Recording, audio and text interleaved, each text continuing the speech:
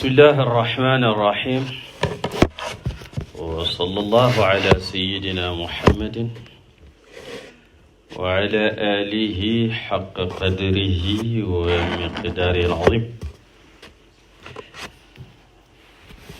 يقول الإمام الأخضري رحمة الله عليه في مختصره في باب السهو: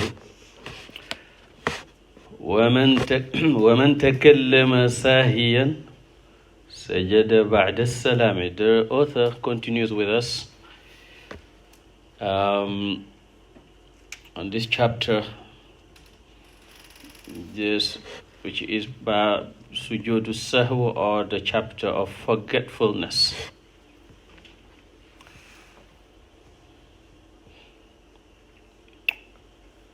He said, وَمَنْ تَكَلَّمَ سَاهِيًا سَجَدَ بَعْدَ السَّلَامِ. Whoever speaks out of forgetfulness must prostrate after the salam. So you are in salah and you forgetfully say something, and he says you must fix that with 2 prostrations after salam. What did we say yesterday? We said if you subtract from the salah, you make the sujood when? Before or after? When you subtract? Before salam. When you add to the salah, you? After salam. If you do both? What did we say? Tijani? Huh? If you do both? Before salam. Before salam. Good. Tijani, you're correct. I don't know your method, but... That's what is correct. Then he said, وَمَنْ سَلَّمَ مِنْ رَكَعَتَيْنِ سَاهِيًا سَجَدَ بَعْدَ السَّلَامِ. If one says salam forgettingly. I don't know, do we say forgettingly? Can we say that? Forgettingly or forgetfully? Anyway. So here we write. If one says salam forgetfully after 2 rak'ahs, he should prostrate after the salam. Say I'm praying Isha. After 2 rak'ah, I forgetfully say salam, thinking the salah is complete. Then Brother Ahmed tells me, what? Subhanallah. Then I remember, the salah is not complete. So what should I do? I get up, bring 2 rak'ah, then after salam I prostrate 2 prostrations, which are called Ba'da Salam, because I have increased a salam to the prayer. I add it to the prayer. وَمَنْ سَلَّمَ مِنْ رَكَعَتَيْنِ سَاهِيًا سَجَدَ بَعْدَ السَّلَامِ وَمَنْ زَادَ فِي الصَّلَاةِ رَكَعَةً أَوْ رَكَعَتَيْنِ سَجَدَ بَعْدَ السَّلَامِ. If one adds 1 or 2 rak'ah as to the prayer, he should prostrate after the salam. Say I'm supposed to pray 4 rak'ah for dhuhr. I, by mistake, forgetfully, added 1 rak'ah or 2. He says I will have to fix that with prostration after salam. What if I added 2 rak'ah to morning prayer? Huh? What do you think? If I added 2 rak'ah forgetfully to subh, what should I do? Huh? Who can tell me? If I by mistake, I added 2 rak'ah to morning prayer. Yes, after salam you prostrate. No. The salah is invalid. He will tell us why. If I add 2 rak'ah to dhuhr, I fix it with ba'da salam. If I add 2 rak'ah to maghrib, I fix it with ba'da salam. If I add 2 rak'ah to morning prayer, the salah is invalid. Batalat salat.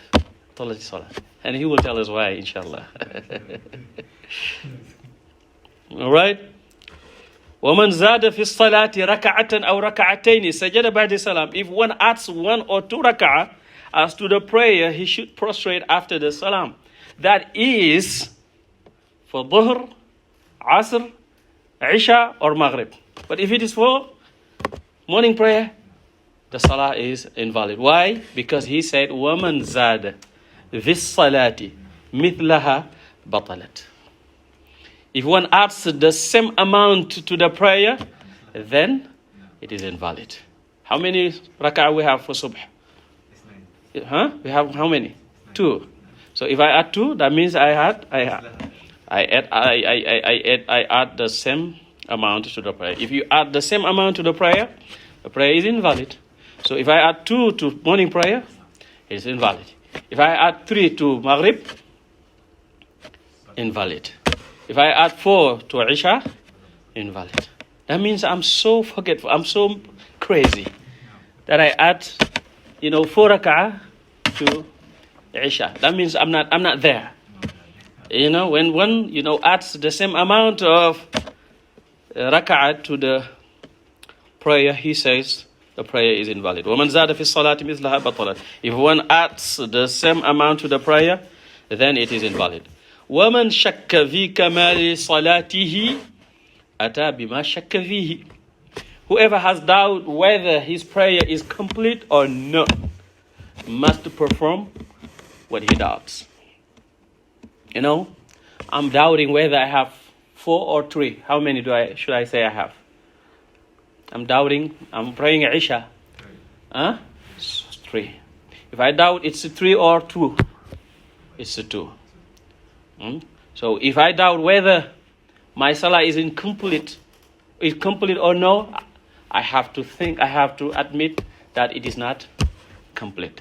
Then he makes it more clear. وَالشَّكُّ فِي النُّقْصَانِ كَتَحَقُّقِهِ. Doubt in incompleteness of prayer is like certainty. When I doubt that the prayer is not complete, whether it is complete or no, that means it is certain that it's not complete. Because if I doubt I have 3 or 2, what is certain is that I have 2. What is not certain is I have 3. So I go by what is certain and not what is not certain. Then he says, فَمَنْ شَكَّ فِي رَكَعَةٍ أَوْ سَجْدَةٍ أَتَى بِهَا وَسَجَدَ بَعْدَ السَّلَامِ. So whoever doubts about performing a raka'ah or a sajda must perform it and prostrate after the salam. So I'm in my first raka'ah. I'm doubting whether I did 1 sajda or I did 2. Before I go up, I do another one. If you doubt whether you owe a sajda or no, that means you owe it. If you doubt whether you do 2 or 1, say you did 1. If you doubt about whether you did 1 or 2, you did 1.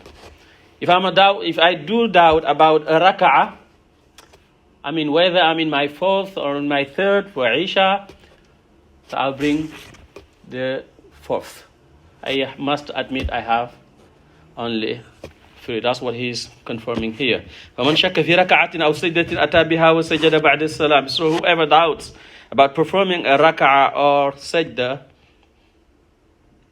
must perform it and prostrate after the salam. So when I bring that, for example, if I doubt and I bring it, I make sure I bring it, then I will make prostration after salam. Because if I made 4, then the one I brought is the 5th. That means I added to the prayer. If I did 3, I brought 1, which made it what? 4. And if I finish the prayer, the two prostration cannot nullify the prayer, because I did it outside the prayer anyway. I don't know if I'm making sense. Yes. Then he said, وَإِن شَكَّ فِي السَّلَامِ سَلَّمَ إِن كَانَ قَرِيبًا وَلَا سُجُودَ عَلَيْهِ. If one doubts about saying the salam, he must say the salam if it was nearby. And there is no prostration. I am here, sitting, I'm making doubt whether, did I make salam? Did I finish my prayer? Or I didn't make salam? He said, where you are, make salam. He's here facing the Qibla thinking, did I make salam? And my salah, I just finished like 30 seconds or a minute. And I'm doubting whether I made the salam or I didn't make the salam. He says, make the salam. And you owe no prostration. There's no prostration. That's why he say, in kana qariban wala sujada wa in qala batalat salatuhu. If a long time has passed, then the prayer is invalid, because salam is one of the pillars of prayer. And tartib al-fara'id, as the Prophet ﷺ did, is one of the obligations of the prayer. Then he said, وَالْمُوَسْوِسُ يَتْرُكُ الْوَسْوَسَةَ مِنْ قَلْبِهِ وَلَا يَأْتِي بِمَا شَكَّ فِيهِ. The muwaswis. What is muwaswis? The one who is with constant doubt. Every time he prays, he has a doubt whether I did 3 or 4, whether I did. That happens to him constantly. What that person must do? He say must remove the waswasa, the whisperings, from his heart. He has to, because that's shaitan, as the Prophet ﷺ says. Shaitan, when he cannot stop you from praying, now he will come to your prayer to make you feel this waswasa and try to play with your mind. And if you follow it, he's going to ruin your manat taklif, which is your aql, which is your intellect. Without aql, you cannot serve Allah tabaraka wa ta'ala. Is it permissible when one is in a state of doubt to start the prayer all over? No. If you are in a state of doubt, it's one of these two cases. If it happens occasionally, then you go by what is certain. If it happens, from time to time, you are in a state of doubt whether you have 2 or 3, you go by what is certain, and that is what? 2. But if it happens to you constantly, you do remove the waswasa from your heart. And what? And not perform what you have doubt about. For example, if it happens constantly to you, whenever you are doubting whether you have 2 or 3, it's 3. You got it? Whether you have 4 or 3, it's 4. That's how you fight the waswasa.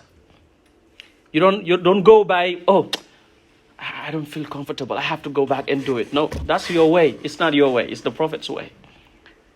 This is the way you can help yourself mentally.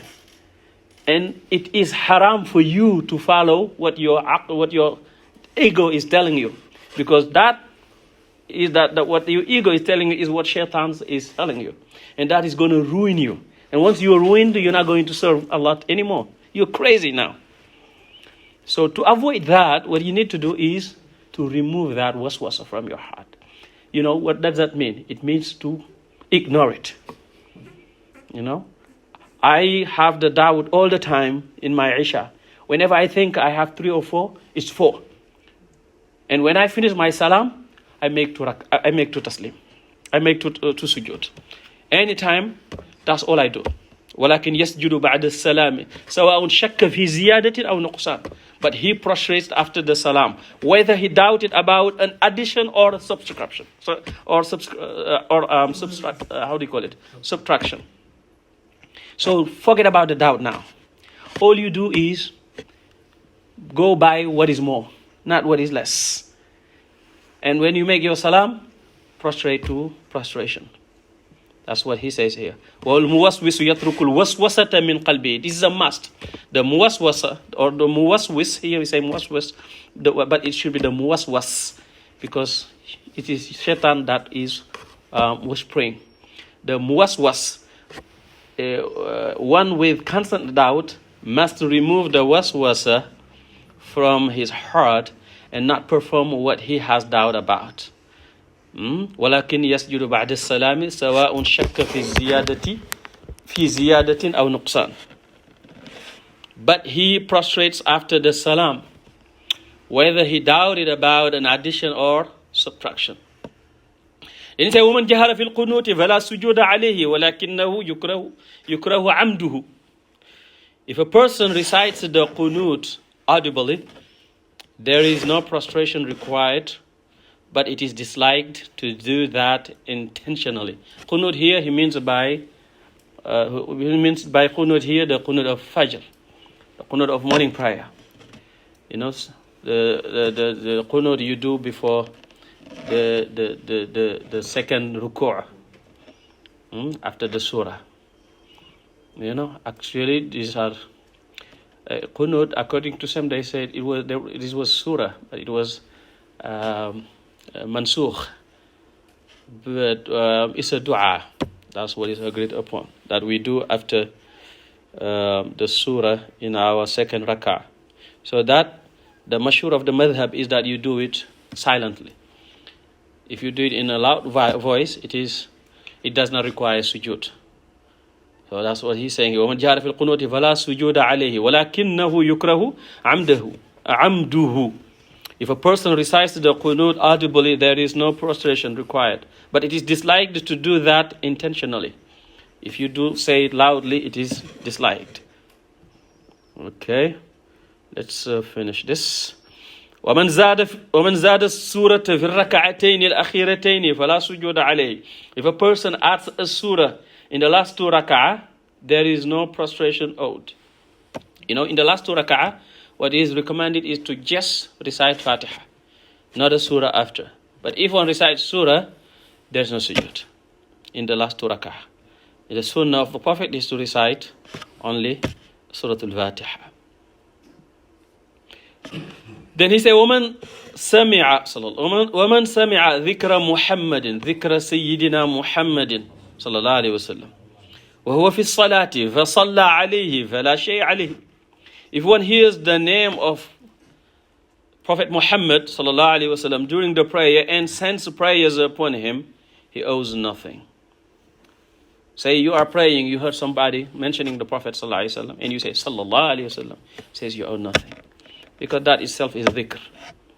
سواء كان ساهيا أو عامدا أو قائما أو جالسا. This is whether he did it out of forgetfulness or intentionally, while standing or sitting, there is nothing, because sallallahu alaihi wasallam is a dhikr, and salah is about dhikr. You have even salat ala nabi inside the salah after your tashahhud.